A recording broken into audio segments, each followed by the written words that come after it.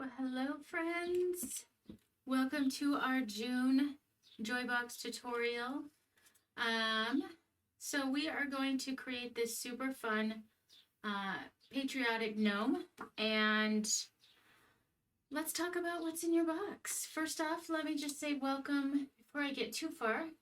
Let me say welcome to our new members. I am so glad you joined Joybox. And dedicated or made the commitment to yourself and your love for crafting. So I hope you find tons of joy in these boxes. It takes out the stress of buying supplies, and I hope you find inspiration to create something unique in your own. Make sure to go join the Facebook group. It's not necessary, but it's just a lot of crafters. It's only for Joybox members, and it allows us to share our creations. And it's so fun to see how each of us are doing, getting the same supplies, but doing the project a little different. And our styles all come out. So if you're looking for inspiration and kind of just want to see what everyone else is doing to gather ideas, that's the place to go. Okay, so to start out with, you're going to have your insert here, and the insert just talks about, the 4 steps to crafting. Mark yourself on the calendar, make sure that you are giving yourself time to craft. It's valuable, it's important, you're worthy of that. It's not a silly hobby. Second, make sure to open your box and inspect it right away. Let us know if anything is damaged or missing, and we will ship you out a replacement at absolutely no cost or work to you. And then once your crafting day is coming up, watch the video tutorial, which is available in our Facebook group and on our website. So if you don't want to be connected to Facebook while you're crafting, which can be, I know, sometimes of a distraction when you see all these notifications pop up, we also have it available on our website, distraction free. And both of those links are listed in this section here. The great thing about the video tutorials is you can pause them if you need more time. You can rewind if you need to review something, and then fast forward if it's a technique or you're doing something different. You can kind of skip through that. So that's a great thing. That's what I love about the video tutorials. And then enjoy your piece, and make sure to, if you share it, we would love for you to tag us in it so we can see your creations, and also share it in the group so that we can encourage you and check it out. So this small section in the gray here is talking about everything that's in your box. So in this case, let's go over that now. And then the last section is our social media. If you wanted to tag us in it, we would love for your feedback and a tag in that. Word of mouth, even though social media is so large, word of mouth is one of the best ways that we can spread the word about how awesome Joybox is. And we so appreciate your support in helping us get the word out, and anything that you want to say there. Also, one last thing, again, like I said, the links to the tutorials, if you need to adjust your membership information, the Facebook group, and then if you have any issues at all with anything in Joybox, please don't hesitate to reach out to us at our email address, support@redbyrddesigns.com. Okay. Now, what's in your box this month? You'll have your base, which is the hat backer, the main hat piece. You've got your hat rim. This is where the nose is going to go. And then you've got 5 stars that we'll put on the rim. You're going to have a black sponge brush, a makeup sponge, the sanding block. You have a pot of glue that we're going to use to glue the fabric on. Blue, black, red, silver, and white. You've got the little glue gun, or the super glue, and we'll use that to glue the stars and the wood pieces together to the rim and the hat. And then we have the little half round here, which is your cute little button nose for the gnome. You'll also have a bit of wire for hanging your sign. And that's it. And then the tray here is used to put your paint on it, mix colors, do whatever you need to. That is a paint tray for you to use. So that is what's in your box. Again, if you are missing any pieces, please don't hesitate to let us know so we can send you a replacement as soon as possible. Okay. The other thing that you're going to need a couple supplies, a rag, a cup of water to rinse your brushes. I have a ruler here, not totally necessary, a pair of scissors, and I think that's it. Oh, I'm using a palette knife, so I've got just a plastic one from the dollar store, or if you don't have a palette knife, you can use an old gift card, and I'll show you how to use both of those, or a popsicle stick or spoon. I'm trying to find one of those items in my cart here. Here's a spoon. And I'm using these tools to create that fun, great look on the piece. I don't have a popsicle stick. Oh well. I thought I did. I'm gonna look for a few more seconds, and I'll just move on. Okay, I don't have it. That's okay. But really, that's all the tools that you're gonna need, and you don't even actually need these if you don't want to add those scrapes and marks on your piece. If you want just to have a nice solid finish, you can forego that step. Okay, let's get started painting. Let's get to the fun stuff. Just gonna set all my pieces aside. Oh, and also, because we use it every month, I completely forget about it, but masking tape is super helpful in holding your pieces. It is not a necessary item though, but I highly recommend it. If you don't have masking tape, you can use Scotch tape or washi tape. Either of those will work. I don't recommend something that's super tacky and super sticky like duct tape, because it tends to tear the wood. All right, I'm going to put my stuff aside, and we're going to start by painting our base here. I'm going to get the red and the white out.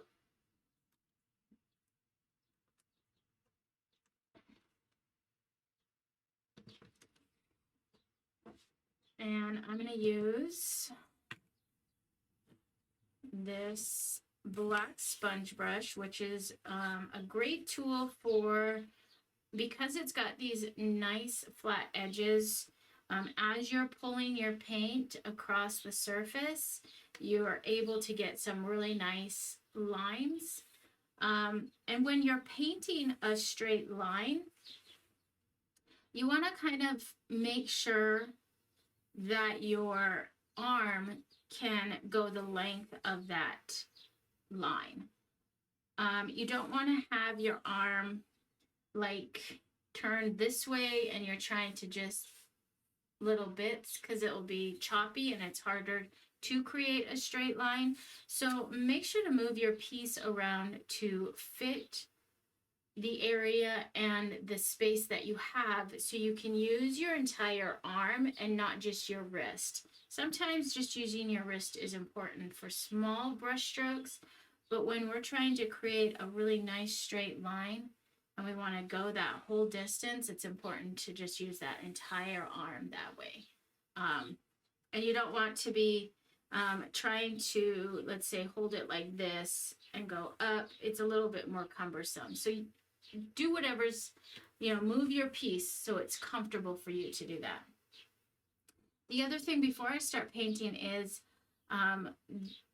there are 9 medium-sized stripes on the hat that are etched on one side. So if you want to do less stripes or more stripes, you can totally do that on the back side. It's a completely blank slate, where if you wanted to, get your ruler out and do different stripes and different things than what is etched on the front, you absolutely can do that. So it's all up to you and how you want to use your piece. I'm going to start with this red, and just going to get my base started here. You can also add a little water to your paint if it's hard to push that paint around. Sometimes paint can get a little tacky. And wood is super porous anyways, so adding a little water to it can really help put that base coat on. A lot of times you're going to need a couple different coats. I do recommend doing really nice light coats as opposed to trying to do one heavy coat to get good coverage. Your piece will dry a lot faster if you do light coats. You'll get a smoother finish.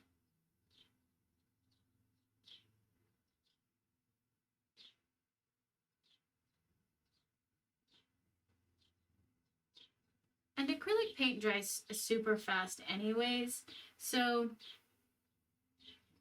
don't worry and think, oh, I have to just do one coat and I need it to be heavy and have good coverage because I don't have time to let it dry. In actuality, if you do 2 light coats, you will it will go by faster than a heavy coat.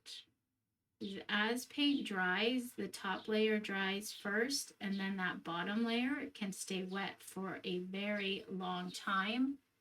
And then when you're ready to glue your pieces on, your top layer may be dry, but the moment you put that glue on there, you're not going to get a good adhesion because that bottom layer of the thick coat isn't dry.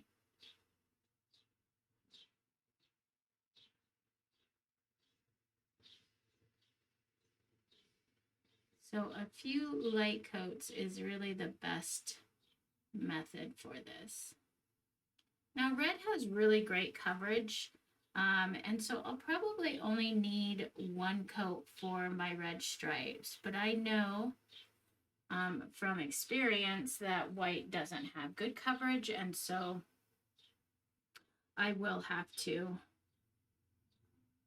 paint that stripe a couple times.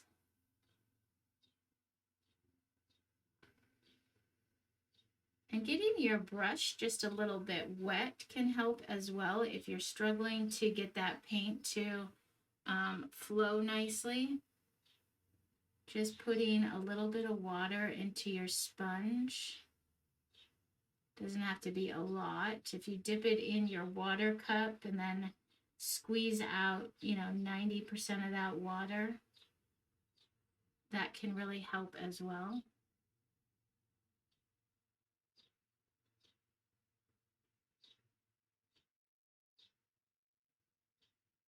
And remember, as you're doing your piece, everyone applies paint differently. Everyone, holds their brush different and maybe adds more water or less water. We all have different techniques in how we finish a piece. So that means in certain cases, you might need a couple coats, whereas I only need 1, or vice versa. And that's the other great thing about these video tutorials. And if you've been with me a while, you can fast forward the parts that I kind of repeat every month for our newer members, but These video tutorials are just great in giving you the flexibility to pause and rewind and fast forward to get the information that you need to do your project and at the pace that you need it. We all work at different paces as well. Some days, some months, you might have more time to just sit back and just slowly work on your project, and sometimes you might have a short amount of time and you have less time, and so you want to try and be a little more speedy. This would be cool just like this too. I almost went with more of a rustic white, and you definitely could just leave that natural brown color, and it would be super pretty. You could also create kind of just a whitewash on your piece using a baby wipe method. Wipe the white on and then wipe it off so that you see some of that wood grain poking through. This little gnome is just, there's so many different variations you could do with it. So I encourage you to play.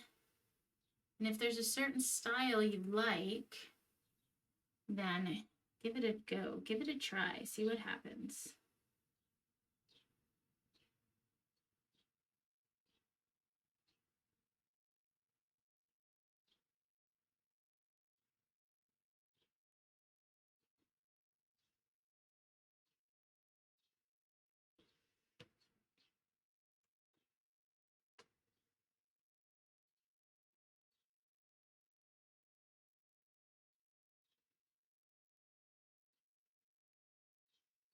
The other thing I want to just mention is sometimes creating straight lines can be difficult, but with practice it does get easier. But also don't fret if your line isn't exactly perfect and you accidentally go into the other side, because from a distance, nobody's going to see that small imperfection that's glaring to you. And if you just can't see past it, then hold up your piece, prop it up on something so it's upright like you would normally see it, and walk away and then walk back in and see if it's still something that is really glaring to you. The great thing about paint is it is fixable. Most things are fixable. The only time, well, that's not true either. I was going to say the only time something isn't fixable is if we color it and then want to stain it later. If we paint something. But that's not true either, because you can, with wood, you can just sand it down and sand the paint away and then stain it if you wanted to. So sometimes turning your brush on the side is helpful to get right up to that edge as well.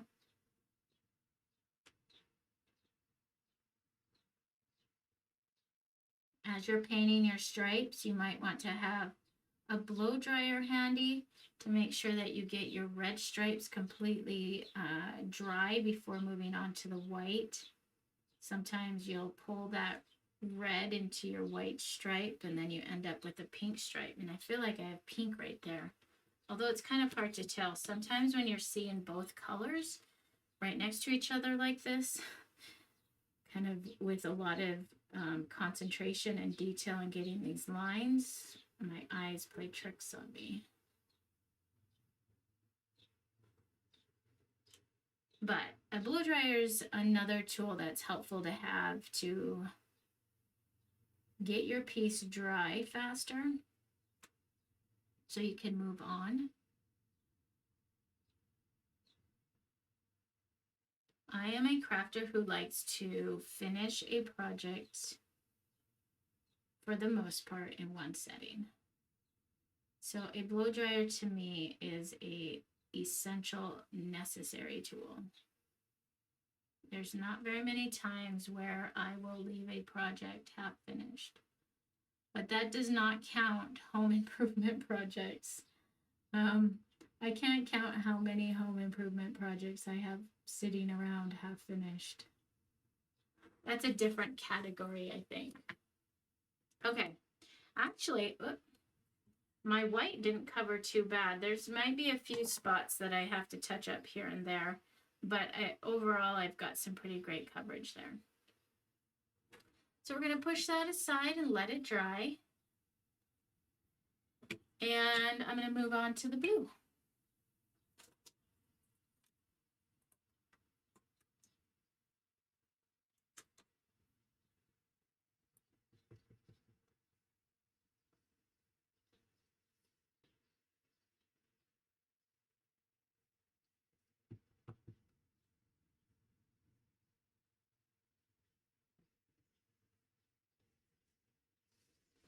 Okay, try and get all that water out of my brush here. These sponge brushes hold a lot of water, so make sure to have a rag handy to squeeze that out.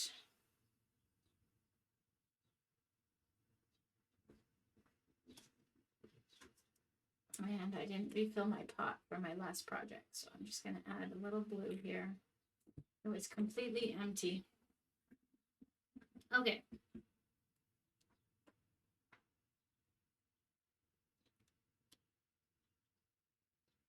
So we have some super cute 4th of July kits coming up that I'm super excited about. I just love the change of seasons and holidays in regards to crafts.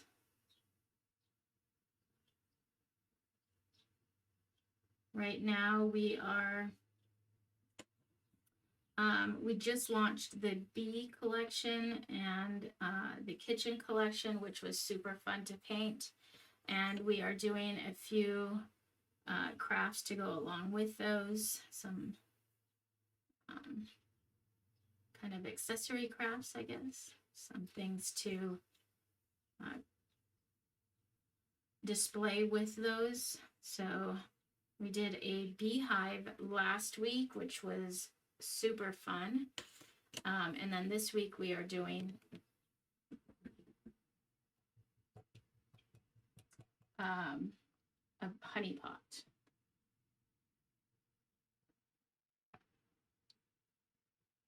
And then I'm looking forward to doing the 4th of July crafts with you guys.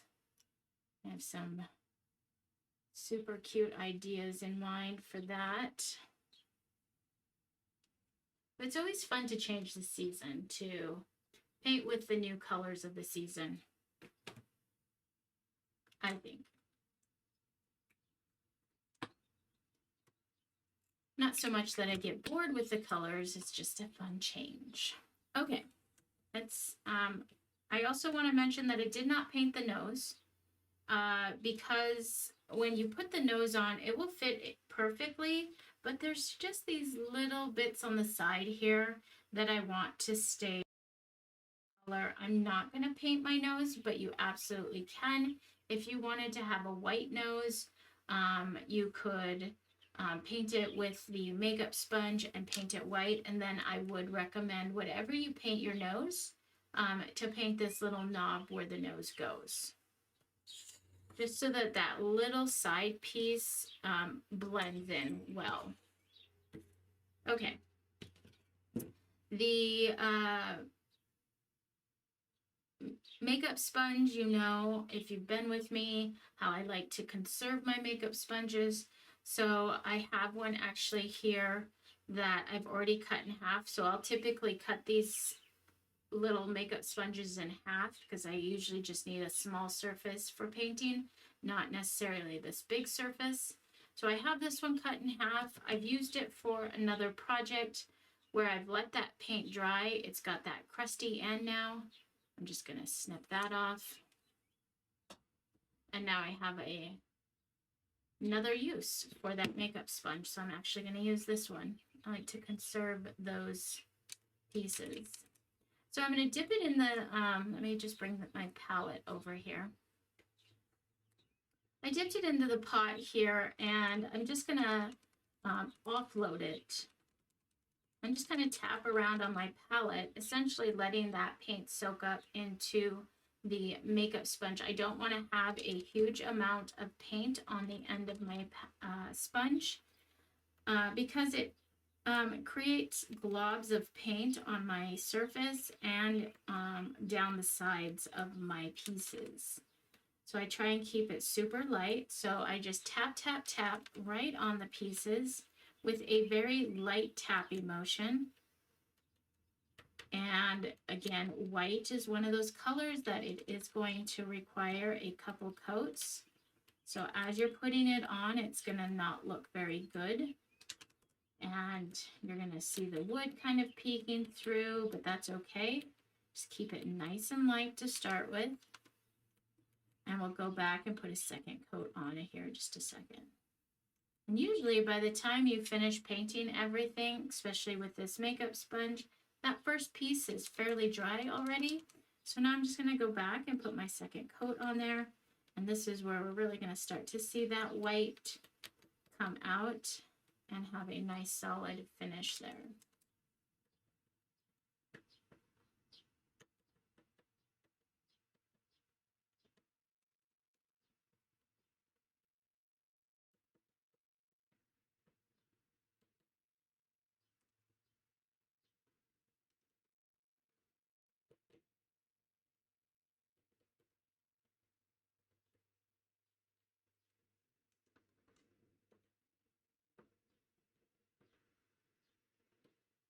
Okay, there are the stars done. So everything's still fairly wet. I'm going to blow dry this guy here because I want to put a second coat of white on it before we start cutting our fabric so that that has time to dry. So turn down the volume while I turn my blow dryer on here.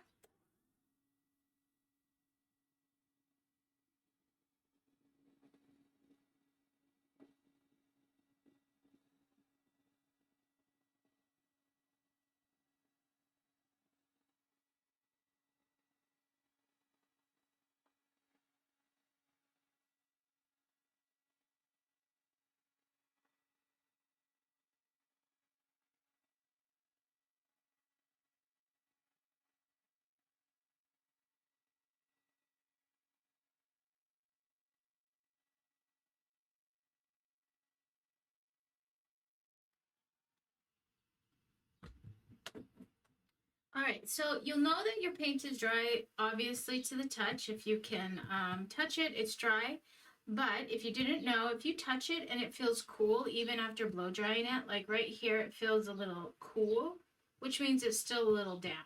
But I feel like it's dry enough I can put my second coat on. So we're going to go through that. Again, I'm not going to put a second coat of red on. I think I've got some good coverage there. But if you needed to do so, now's the time to do that as well.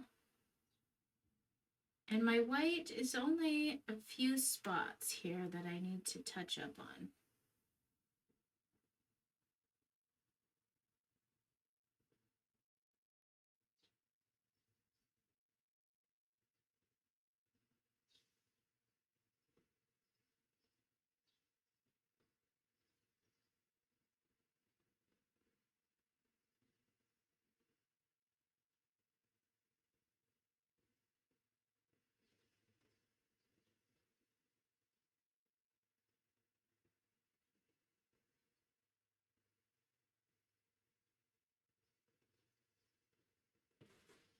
Okay. I'm going to call that. I am going to distress it, so having the perfect finish on the white is not something that I'm too concerned with. It's pretty good. There's a few spots that we'll just touch up here. There we go. All right, we're going to wash this brush one more time. I think we're done with that. I'm going to put aside the pieces here and bring the fabric out. I don't want to get paint on my fabric. Okay, let's bring the fabric out and create our beard pieces. So like I said, you are going to need a piece, scissors for this project and a ruler if you want, but it's not necessary. Your piece is 20 by 20, and we are going to cut strips or rip strips into it 20 inches or 20 strips. So approximately about an inch long on all the pieces.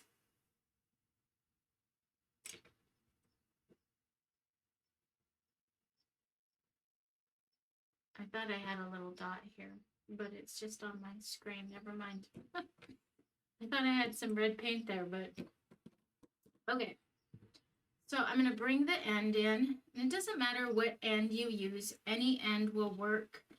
You can flip it this way, whatever way you want. With this fabric, the way we are going to rip it, it doesn't matter.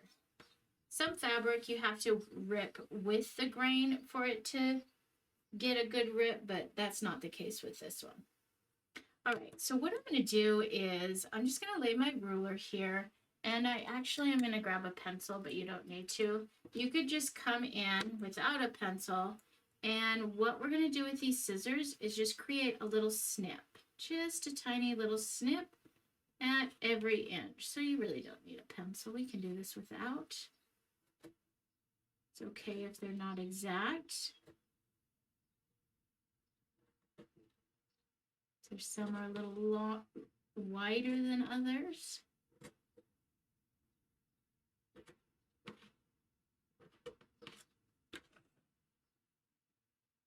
So now I'm just going to line my one with that last snip I did there. Slide my scissors underneath, find my 1 inch, snip, little snips. There we go. Okay. And then what we're going to do is we're going to find that little snip right here, and we're just going to grab it and rip. And you might need to make a bigger snip. That kind of depends. If you need to make a bigger snip to get a good hold on it, you can. But now we have a perfect strip of fabric. So if you didn't know, ripping fabric actually creates the perfect, where's my snips? Oh, it's down on this side. The perfect straight edge. I didn't make my snips long enough, guys. My fingers can't grab those. So I'm just going to go back and deepen that snip a little bit just to allow myself a little bit more grip. It was so tiny to get that rip started. Okay, there we go. But where was I? So ripping fabric, we'll rip it right down the center of that, what would you call it? I lost it. I lost the wording. The weave. So, you know, there's a weave that happens. This is all just string that's tightly woven. And when we rip it, it's ripping it right down that weave, and it creates the perfect straight edge. Plus, we get this fun rough edge that just adds to the funky beard that we're creating.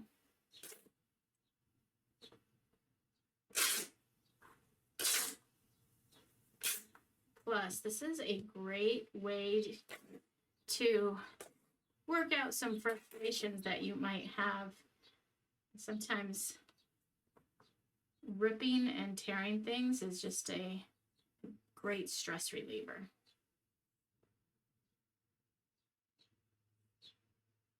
Just deepening these snips I created.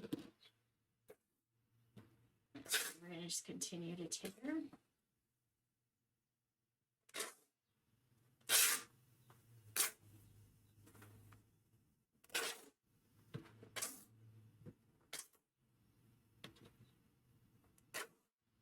Another idea for the beard would be to add other fabric. If you had other white fabric or tan colored fabric and you kind of wanted to play around with different colors in the beard, you could definitely do that. Or ribbon. You could add ribbon to the beard.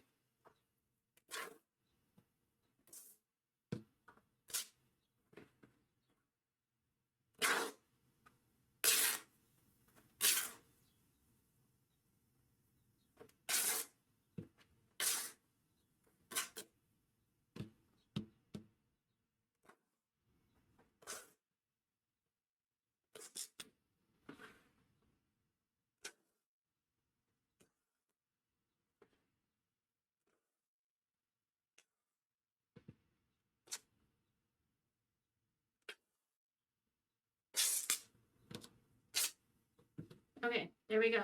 Now what you're gonna find is at the end of these, it gets kind of bunched up where you're on that last tear. You can just grab your edges and tug it so that it opens that back up. And then you'll have kind of this string that's also hanging out. We'll just trim that off and we can kind of tug on all of those and get that out of there. I usually do that at the end when I'm trimming my beard anyways. But all of this excess can just get tossed and cut off. Okay, so that's it. That's how we are creating our beard pieces. So now we can glue those on. And I just put them off to the side here. I'll bring my hat piece back.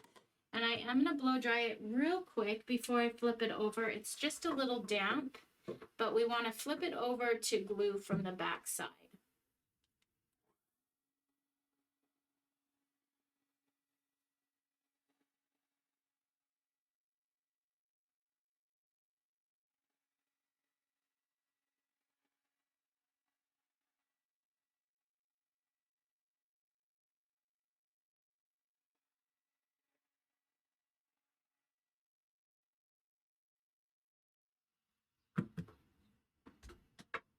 All right, so we're going to flip it over and we're going to put a strip of glue here and we're going to glue the tops of the fabric here.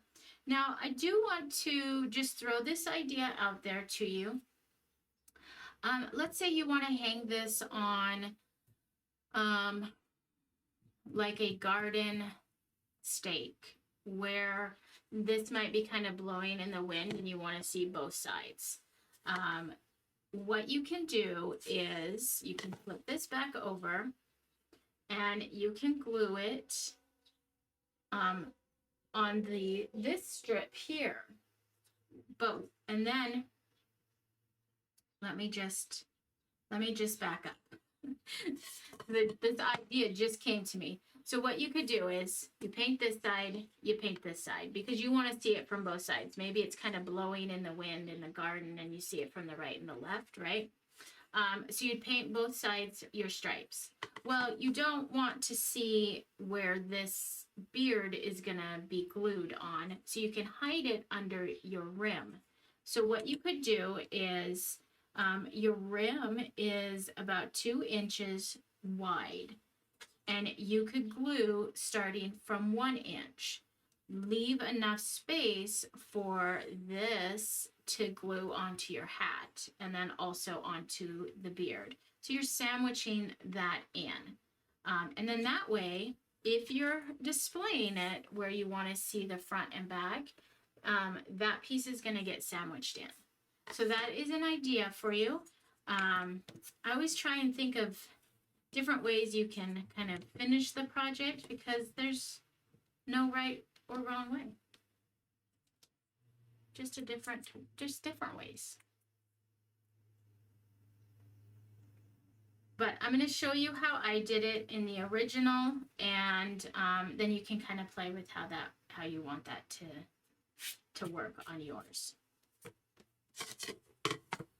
All right, so what I'm going to do is I'm going to flip it over, And I'm just going to take my finger and start laying out some of this glue.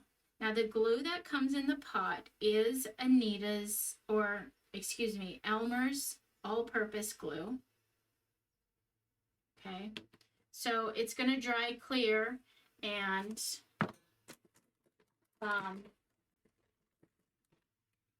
it's super durable. So I just worked with maybe a 3-inch section here, and I'm going to start by laying out my piece, and I'm going up about 2 inches, a little less than 2 inches, I guess. And we're just going to go right next to the next piece and start laying out these strips all the way across. Just pressing it into that glue.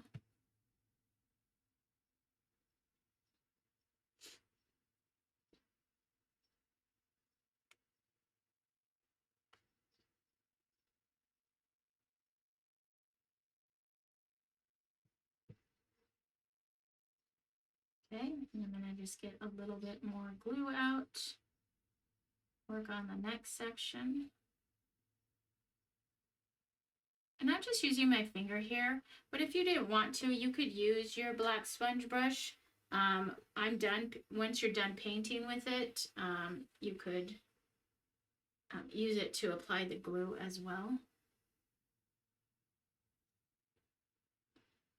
And then you can even wash it after that to use it for another purpose if you want.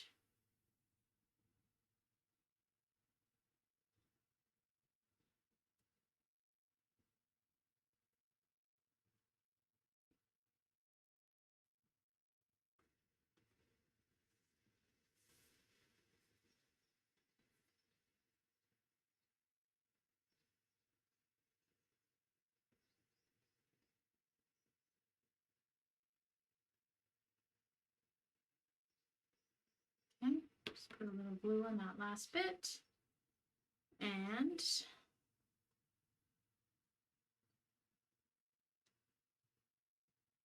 finish out this last piece right here.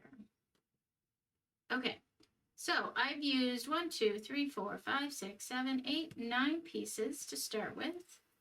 And now you should have, like I said, about 20 pieces of fabric, depending on how thick or thin you rip it. So if you want to have thicker beard pieces, you're going to have less strips, and vice versa. And you can vary it and have thin and thick. But now what I'm going to do is I'm putting glue right on top of that fabric that I just laid down, and I'm going to put a second layer of strips down. And what I'm going to do here is I'm going to try and overlap. So in this case, I'm not going to go right on top of this first piece. I'm going to go right where the two meet. So the center of the next piece is going to overlap that seam.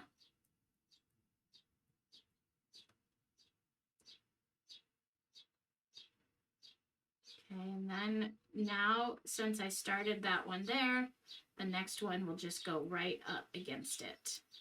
In essence, overlapping the two behind or below.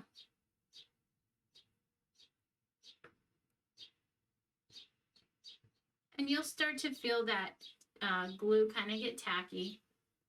And if it's getting to the point where it's so tacky, you can't get the piece to lay down nice. You know, if there's too much glue there, you can just wait and let it dry and then come back and add your second layer.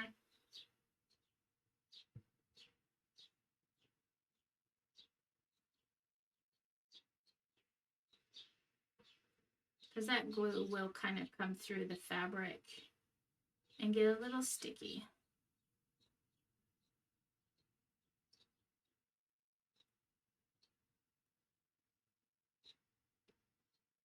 Okay. And then we've got that one.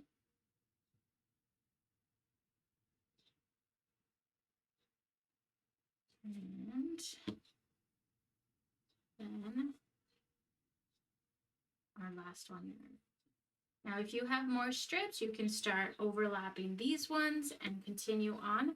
I've got one last one that I'm just gonna kind of pick a spot and put it. And then maybe right where the nose is gonna go, maybe right under there. There's no rhyme or reason for that. That's just where I picked to put the excess.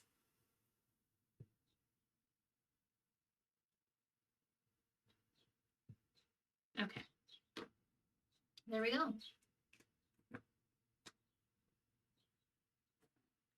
So I'm going to get my blow dryer back out and we'll get this glue dried and then we'll start putting our piece together, and then the last step will be to distress it with some scrapes.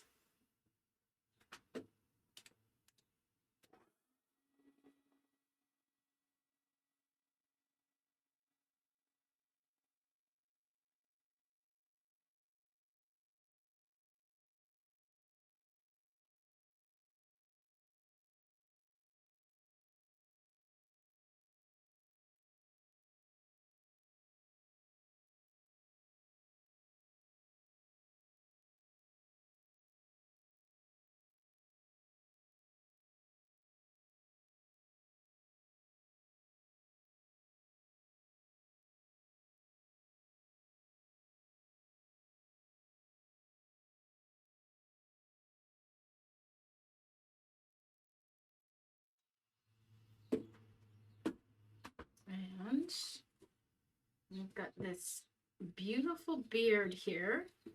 Isn't that just fun? I love this look. Okay, once you have it on, you can then come through and kind of tug off this excess string if you want. You can cut it to different lengths if you want, trim it up, however you want to have your beard lay. I suggest hanging it and doing that step once it's hung, so you can kind of see how they're all laying, or hanging, I should say. They're all going to hang. Okay. Let's get that down. I'll push those off to the side and make sure we don't get any paint on them. All right, so now we're ready to glue our pieces on. So I'm going to get my little glue gun out. You can still use the tacky glue for the next step if you have any left. That's that would work just as well. Not the tacky glue, the Elmer's glue. But I'm going to use the super glue for this step. This is a single-use super glue. To pierce the end, all you have to do is put the applicator on. The applicator has a piercing device or little nozzle inside that will pierce it as you screw it on. So a couple things to know as you're putting this on is you want to hold it by the seam, because if you hold it by the bottle as you're piercing that and turning it on, you're going to be squeezing it and then glue comes out and squirts out all over your fingers. And so we want to hold it by this white piece here. It's that seam. The other thing is as you're opening it, keep it upright like this. Don't open it pointed down, because then glue will just fall out. It is a liquid glue, not a gel glue. So we're going to just slowly turn our nozzle. You'll hear a release of pressure, and it actually just shot out some glue right there. I'm going to carefully try not to touch that. And now you're ready. So I'm going to put a couple dots of glue here and there.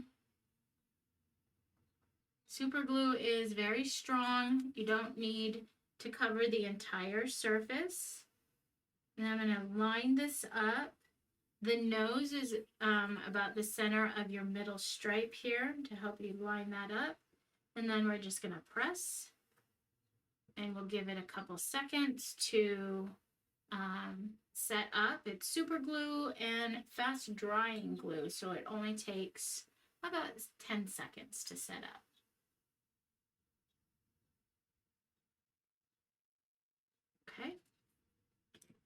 I'm going to glue my nose next. So I'm going to add a couple drops to this little knob right here.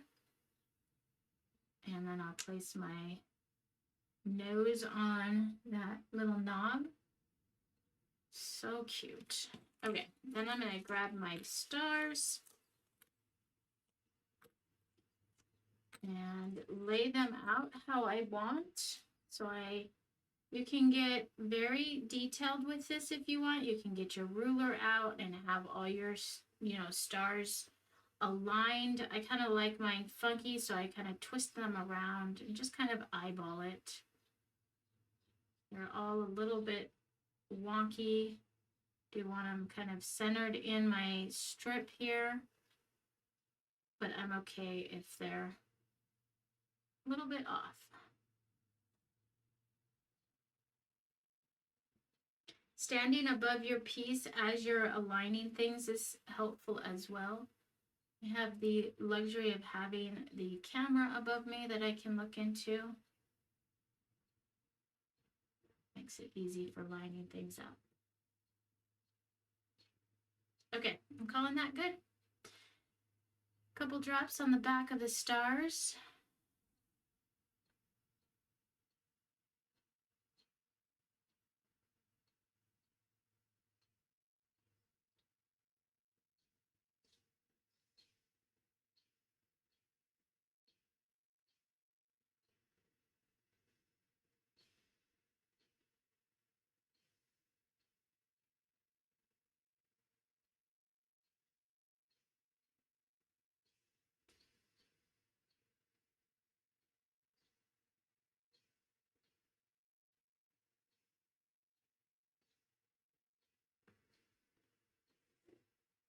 There we go. Okay, so let's do some distressing. So we have our sanding block, and a couple things about that. As you paint on wood, depending on how the wood was manufactured and how much moisture might still be in the wood, because wood can still stay wet for a super long time. It actually takes wood a really long time to dry out.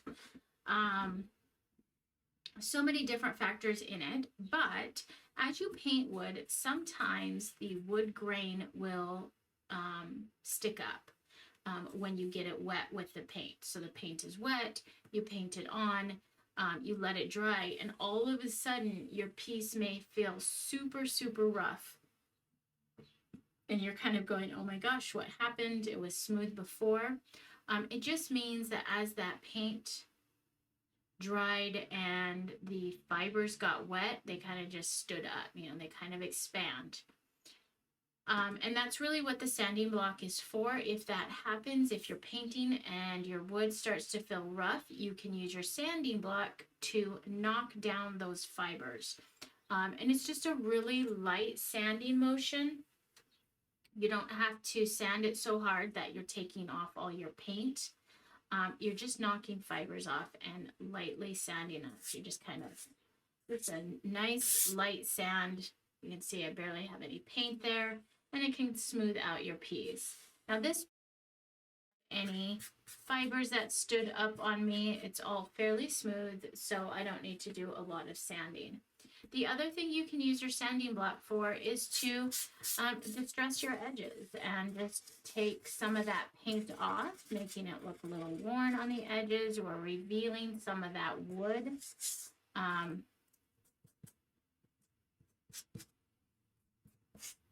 And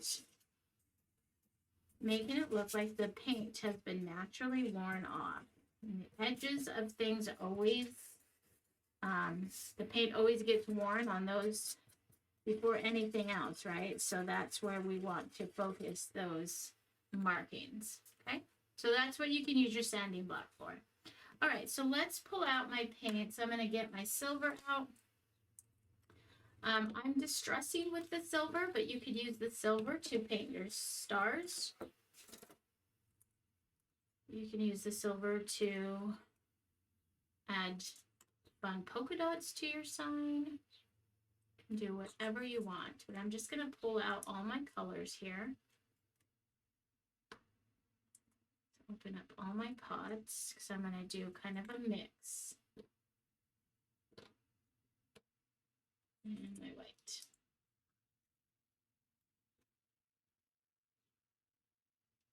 Okay, so I'm going to show you how to make these marks with a spoon to start with, just in case you don't have a palette knife. And then I'll also show you how to make the marks with the card, and then last with a palette knife if that's what you have.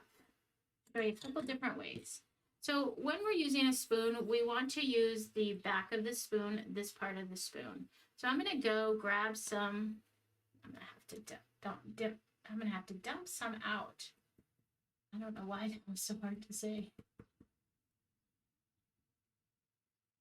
Okay. All right, so I'm going to use this round part of the spoon here. And I just want a tiny bit, and we're just going to scrape it on, kind of like we were frosting a cake. And you can kind of turn it. So I used up all that's right in the center, so I'm kind of turning it back and forth like this to get those scraping marks and deposit some of that black that's in the other areas.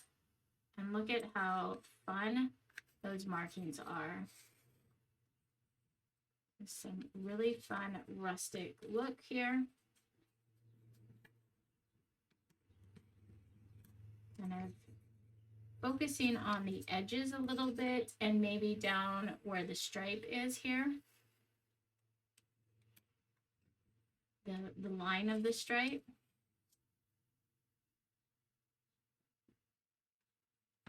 Okay, so really easy to use that spoon. And then once you want to move to the next color, you wipe the spoon off, and let me grab a wipe.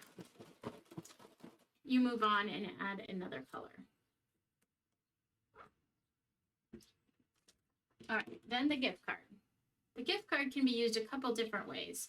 I'm going to use it just as the straight edge here, and I'm going to apply paint right on that straight edge. And what I can do with this is create some nice straight lines. So let's say we want to add a dark line down the stripe here, dividing the two colors. This really makes it look like this is multiple pieces of wood. Like there's this little gap right here, and we've created this hat from, oops, I'm going the wrong way, I can't push like that. Scrap wood or reclaimed wood, right? It's got this really great slatted wood line there. Okay, so that's one way you can just create, just lines. Maybe you want to create some lines on here. Or to get this type of marking, we're going to use the flat side of that. So I'm going to dab that in, and I'm going to take a little bit off. I don't want that much. But now I'm just going to hold it on its side, and we can get those same marks that we got with the spoon.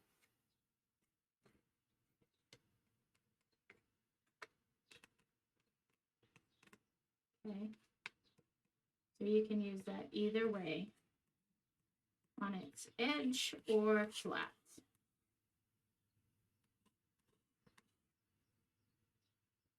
Okay, so if you don't have a palette knife, grab a plastic spoon or a gift card.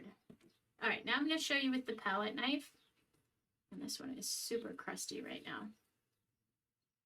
I'm going to grab the white, and we're using the bottom of the palette knife. So you hold the palette knife like this. There's the bottom surface. This is the top. So I'm holding it like that.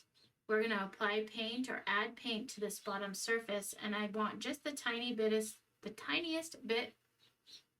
amount of paint on my palette knife.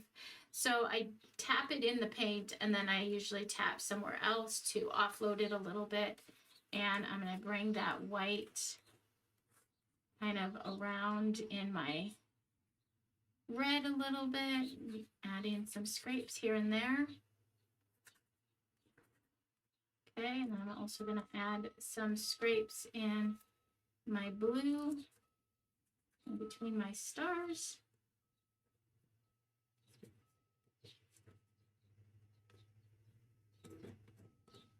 If you get too much, if you get a blob, you can just scrape it away and pick it up, or use a baby wipe and pick up any scrapes you don't like.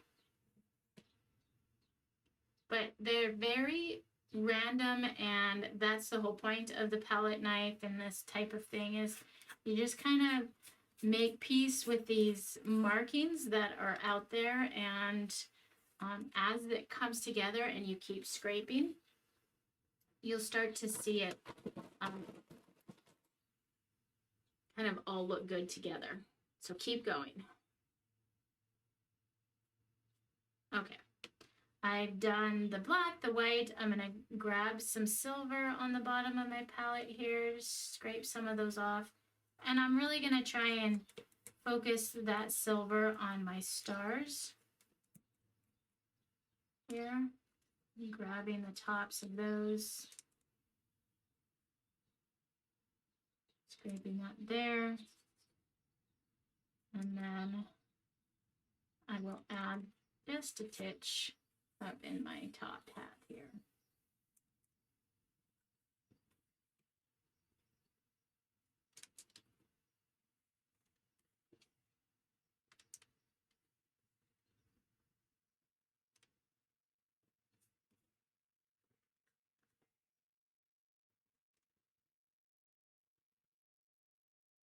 Okay. All right. I'm going to grab blue,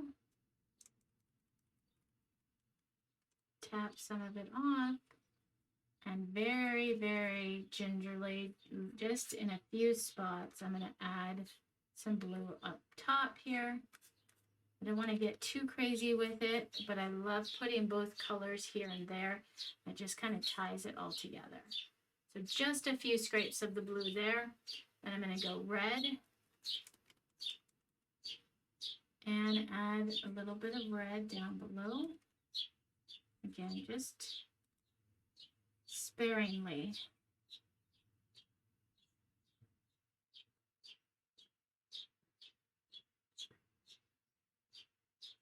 And it makes it look like all the pieces were from, all these scrap pieces were from the same pile, and they kind of rubbed together, and some of that paint rubbed off on the other, right?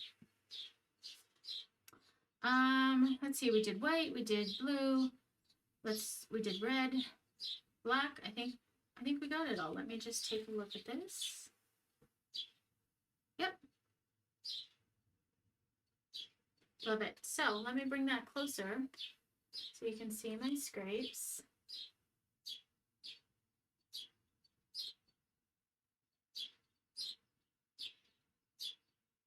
And there we go. So the distressing scrape marks are totally optional. You can always leave it a solid color, and it would be just as beautiful that way too. Adding distressing is really just a style. It's not a right or wrong. It's just a style that people prefer to decorate with. Okay. The last step, I think I said distressing was the last step, but I lied. The last step will be to add our hanger. So let's pull that out. Just going to cover this up so I don't spill it, because that's what I tend to do. All right. Let's see, where did I put my wire? Okay, so you should have 24 inches of wire. And the reason I gave you so much is so we could create some fun curly cues on the end.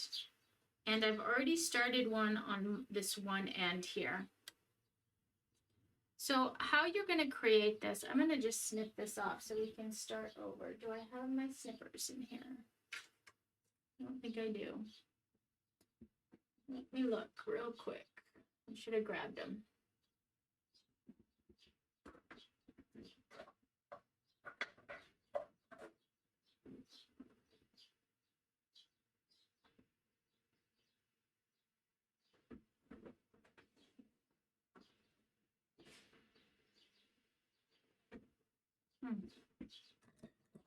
Okay. No worries. No worries. What you want to do to create this curly Q on the end is grab a pencil or a marker or something round, and you're going to hold your end, this end here. It doesn't have to be right on that end because that can be hurtful. Let me do it this side because that can hurt your fingers. So let me see if I can get my wire under control here. So I have a little tail right there. I'm going to hold it here, and then I'm just going to wrap it around my pencil.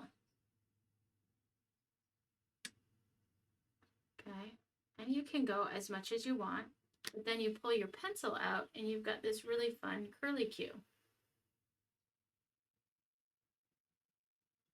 And once you've got one end done, okay, so you do your one curly Q, and then we're gonna string this other side through, and I'm gonna try and get my other curly Q out here.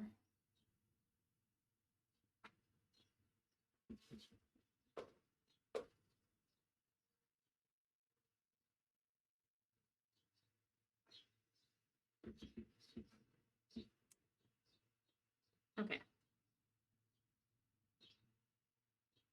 All right, so one curly Q side, we're going to string it in from the front. Okay.